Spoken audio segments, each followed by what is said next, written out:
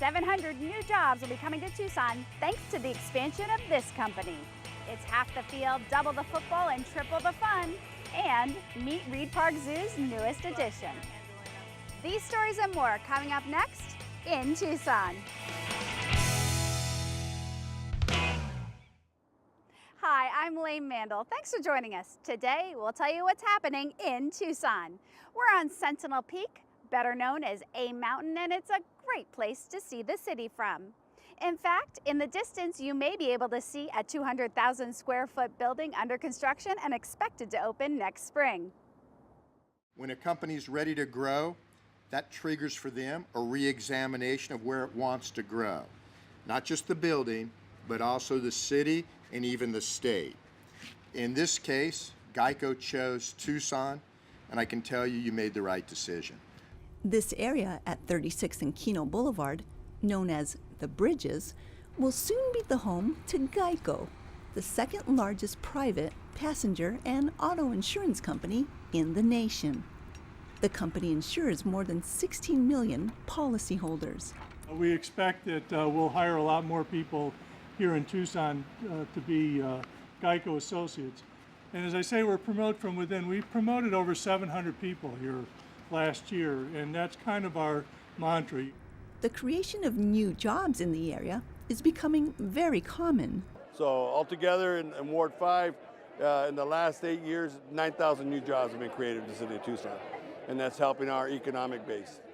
The new building will expand Geico's presence in Tucson with its third location.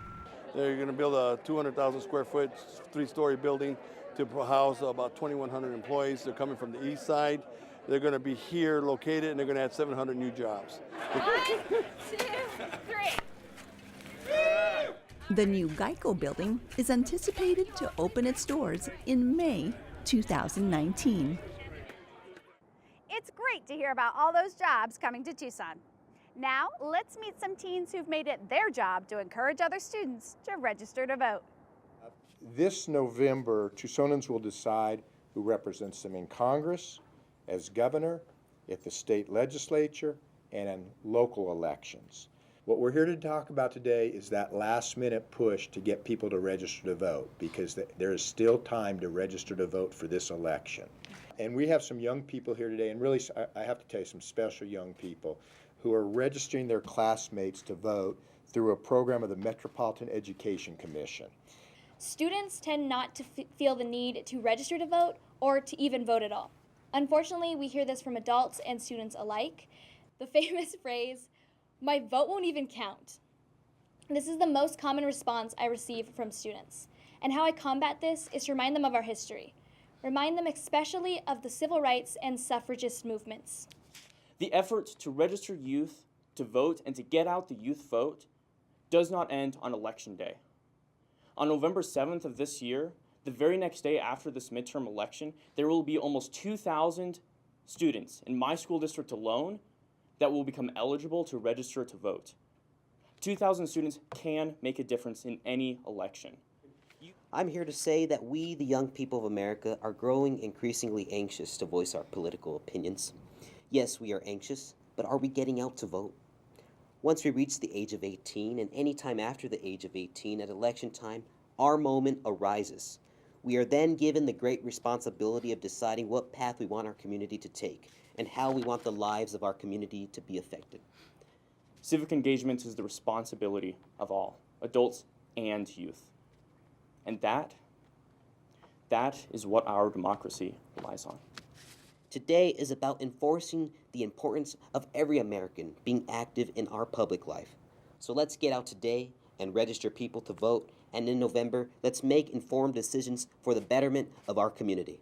Let's register some more voters. Voting is a privilege, and one that many Tucsonans exercised recently when they voted on a name for Tucson's newest sports team. Here's how it all began for the Tucson Sugar Skulls. One more time, half the field, double the football, triple the fun. It's called indoor football, and Tucson will be the home of a new professional expansion team next spring. Indoor football takes place in the off season from the NFL, before the games start and after the draft. It's not competing for fans, it's giving fans more of what they love.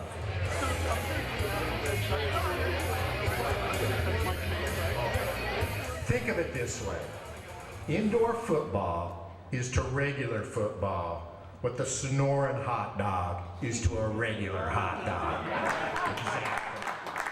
7 football games will be held in the Tucson Arena, with ticket prices ranging from $15 to $100. While the general concept of the game is the same as traditional football, there are some differences. The game is 4 quarters. Generally you play, a college football game and an NFL fan are now 3.5, 4 hours. We're 2.5 when it's all said and done.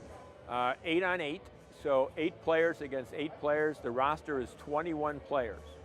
The goal posts are only 10 feet across, so that's not easy. Our game is high scoring, fast paced. The fans will be able to be interactive with the players. After the games, we let all the fans down on the field. They come down, they sign autographs, the players sign autographs, they get to meet the coaches, the players, and you get to reach out and touch them and have personal relationships with them. And that just doesn't happen, in the NFL at all. First kickoff is planned for March 2019, but you can reserve your season tickets now at TucsonIndoorFootball.com. Well, a new professional sports team has just been born in Tucson. The Reid Park Zoo is celebrating a birth of its own. This is our little baby boy. We think that he's about 10 days old now. Well, we know that he's about 10, almost 11 days old. A tamandua is actually a lesser anteater. It's a highly endangered species, so we're pretty proud of this birth here at Reid Park Zoo. So he's 505 grams. He's going to be nursing for several months, and it all just depends on the baby. Some babies wean themselves early, some babies are a little bit late, and the mother. So we let them kind of make that decision. He's bright, he's alert. They grip onto their mothers in the wild, so when we're working with them, we always have something that they can hold on to because it makes them feel secure and not stressed. This little guy we check on a weekly, if not twice weekly basis. We weigh them, make sure they're gaining weight, evaluate their eyes and ears, make sure they're clear, have no discharge, check their belly button, make sure that looks nice and healthy. So pretty much everything that you would do with a normal human baby, I'm doing the same thing with these guys. Making sure he's interacting with me, his grip is nice and strong, and that his heart and lungs sound normal. And we use gloves when we're handling them for the first few weeks just to make sure, although these guys, Letty in particular, this mother is very relaxed about her babies. Tamanduas are very easy to handle. Generally, they're pretty laid back, which makes my job a lot easier and why we're able to follow them during gestation and also after birth. And so we use these guys almost as ambassador animals, education, teaching the public what they're all about and why they're endangered. So this looks like a bright, healthy baby. All right, you ready to go back to mom? What a cutie! I love getting to go behind the scenes. That wraps it up for this edition. I'm Reid Mandel. Thanks for watching. I hope you enjoyed the show, and I'll see you next time in Tucson.